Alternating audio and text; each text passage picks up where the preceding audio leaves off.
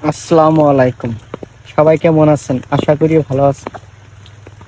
সত্যি কথা কি জানেন, গ্রাম যদি না থাকতো তখন সৌন্দর্য বোঝাই যেত না। ইট পাথরের শহর আর গ্রাম এক নয়। গ্রাম হলো বৈচিত্র্যময়, যার কোনো শেষ হয় না। এই যে চকটা দেখছেন, এই চকটার মধ্যে দেখেন পশু পাখি কত সুন্দর করে ঘাস খাচ্ছে, আদার খাচ্ছে। আসলে দেখার মতো। বৃষ্টি হচ্ছে, আকাশে মেঘ জমছে, তারপরেও দেখেন পাখিরা কত সুন্দর করে মহিষের উপরে উঠছে।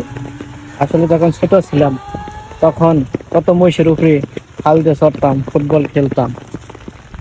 বড় হয়ে এখন সবকিছু মূল্যহীন মনে হচ্ছে। অতীত কত ভালো ছিল, আর এখন সেই দিন আর নেই।